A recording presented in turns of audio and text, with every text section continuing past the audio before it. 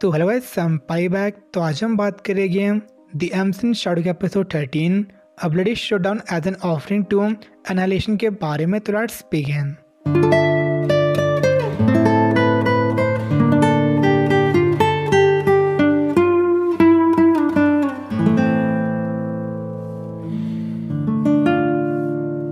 तो last episode में archbishop अपनी फुल पावर शो करके अपने बहुत से क्लोन्स बनाता है, बट डेल्टा उन सभी क्लोन्स को बहुत ज़्यादा ईजिली मार रही थी। लेकिन आर्कबिशॉप उन्हें बहुत ज़्यादा बना रहा था ताकि उन्हें ल्यूर कर सके सेंचुरी के सेंटर में। जितना ज़्यादा वो सेंटर के नज़दीक आएगी उनकी पावर उतनी ज़्यादा ड्रेन होगी, जबकि आर्कबिशॉप की पावर उतनी ज़्यादा बढ़ेगी। और ये जानने के बाद भी डेल्टा इसे डरने के बजाय एक्साइटेड फील कर रही थी। और वहीं अरोरा और सेड सेंचुरी सेंटर की ओर जा रहे थे, लेकिन फिर से फंस जाते हैं अरोरा की मेमोरी में। और इस मेमोरी में वो एक बैटलफील्ड में थी और इसके बीचों बीच उसकी यंगर सेल्फ रो रही थी। और इस मेमोरी को एंड करने के लिए वो उसे ट्राई करती है स्लैश करने का, बड़ी डेड बॉडीज सोल्जर्स यहाँ पड़ी हुई थी। वो टर्न होती है ज़ॉम्बीज़ में और उस पर अटैक करती है, लेकिन सेड अरोरा को बचा लेता है। और ये बात क्लियर थी कि सेंचुरी रिजेक्ट कर रही थी और उन्हें ट्रीट कर रही थी एज अ वायरस। एंड ये ज़ॉम्बीज़ एक एंटीवायरस की तरह थे उन्हें एलिमिनेट करने के लिए। और अगर अरोरा वहाँ पे मरती है तो फिर से भेजा जाएगा उस रूम में जहाँ पर कैप्टिव रखा गया था। और दूसरी ओर एप्सिलॉन और बाकी सब लोगों को एक क्रिएचर एनकाउंटर होता है, जो कि ओरिजिनली एक लड़की जिस पर एक्सपेरिमेंट हुआ था उसकी मेमोरी की मटेरियलाइज फॉर्म थी। और वो उनसे रिएक्ट करती हैं एज वो लोग भी फेल्ड एक्सपेरिमेंट या फिर पोजेस थे। और अगर वो शैडो से नहीं मिलते तो उनका भी यही फ्यूचर होता। और उनसे मिलने के बाद ये मेमोरी एंड हो जाती है और उन्हें लाइब्रेरी मिलती है जिसमें सिर्फ डॉक्यूमेंट्स और इन्फॉर्मेशन रखी गई थी, बट ये पूरी एक मेमोरी थी तो इन चीज़ों को बाहर नहीं ले जा सकते। लेकिन एटा ने कैमरा को क्रिएट कर दिया था शैडो की सो कॉल्ड विजडम की वजह से, तो उसे यूज़ करके वो सभी इंफॉर्मेशन की पिक्चर्स लेना शुरू कर देते हैं। और वहीं अरोरा को उन ज़ॉम्बीज़ को डिफीट करने में बहुत ज़्यादा दिक्कत हो रही थी बिना उसके मैजिक के। लेकिन सेड बिना किसी मैजिक और यहाँ तक कि स्वॉर्ड के भी उन ज़ॉम्बीज़ को डिस्ट्रॉय कर रहा था, बस अपने फिजिकल पावर से। लेकिन ज़ॉम्बीज़ एंडलेसली स्पॉन कर रहे थे, तो इस चीज़ को रोकने के लिए सिड को और के यंगर सेल्फ को स्लैश करना पड़ता है, जिससे मेमोरी एंड हो जाती है और वो पहुंच जाते हैं सेंचुरी के सेंटर में, जहां पे वो देखते एक स्वॉर्ड को जो ज़मीन में धंसी हुई थी और एक दरवाजे को जो कि चेन से बंधा हुआ था। और दूसरी तरफ जो डेल्टा थी वो एबिस की क्लोन्स को मार रही थी और अब अल्फा भी उसे ज्वाइन कर चुकी थी। और आर्कबिशॉप इस पर विश्वास नहीं कर रहा था एज उनकी मैजिक पावर लगातार ड्रेन हो रही थी, बट फिर भी वो उससे क्लोन्स को ईजिली मार रहे थे। तो अपनी फुल पावर शो करता है और अपने बहुत से क्लोन्स बनाता है, लेकिन डेल्टा की पावर अभी भी उसके लिए बहुत ज़्यादा थी।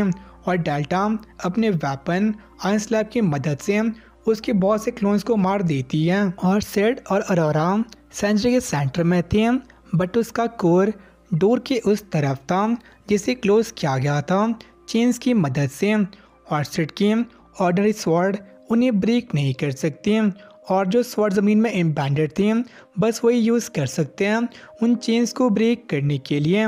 लेकिन सेड को पहले से पता था कि वो इस स्वॉर्ड को नहीं निकाल पाएगा, और वो सही में ही उसे पुल नहीं कर पाता एज बस हीरो के डायरेक्ट डिसेंडेंट ही उसे निकाल सकते हैं। और इस पर अरोरा मिसअंडरस्टूड करती है कि सिड ने उस पर मैजिकल इंस्क्रिप्शन को डेसिफर किया था, और से लग रहा था कि सिड मैजिकल स्क्रिप्ट और फॉर्मूलाज में बहुत ज़्यादा अच्छा है, बट इन रियलिटी ये चीज़ बस एक जनरल ट्रूथ थी हर एक स्टोरी की कि बस चूजन वन ही इस स्वॉर्ड को पुल कर सकते हैं।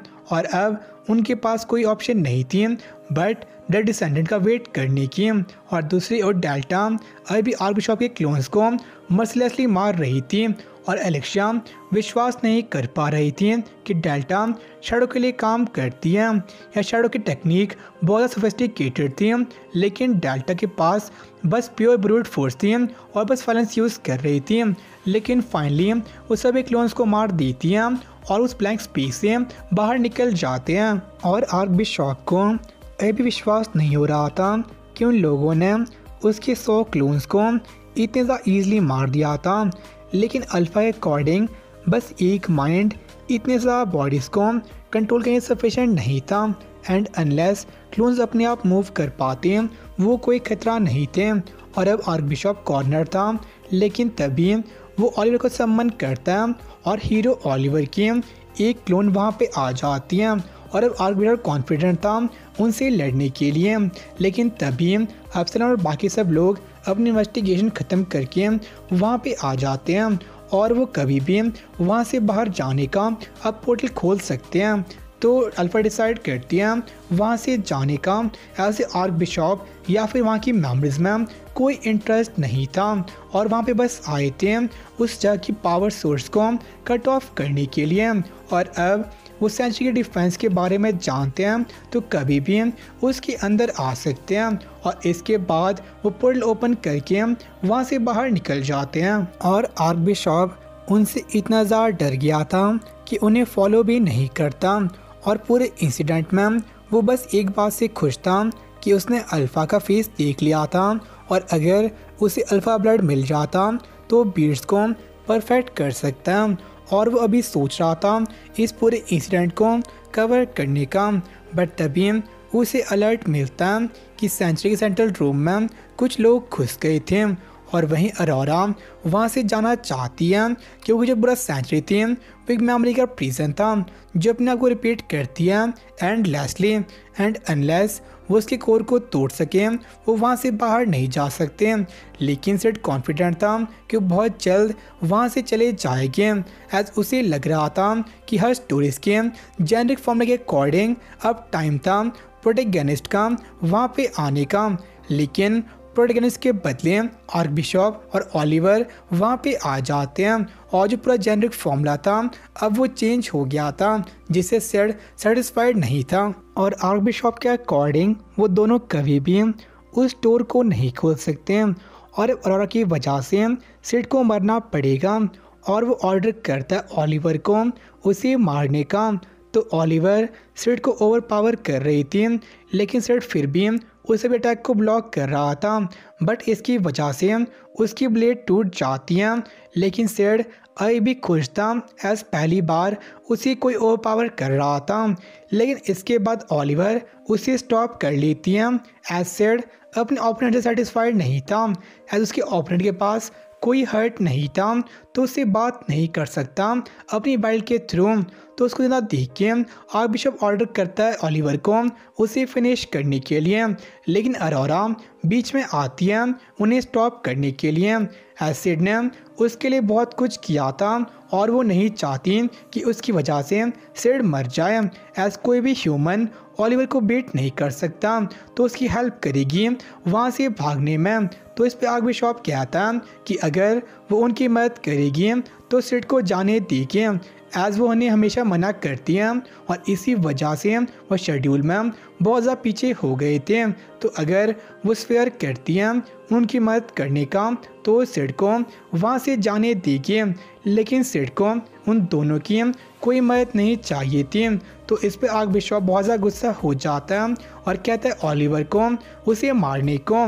और ऑलिवर उसकी चेस्ट को स्टैब करती है लेकिन सिड अभी भी स्माइल कर रहा था ऐसा सब कुछ उसके अकॉर्डिंग ही हो रहा था।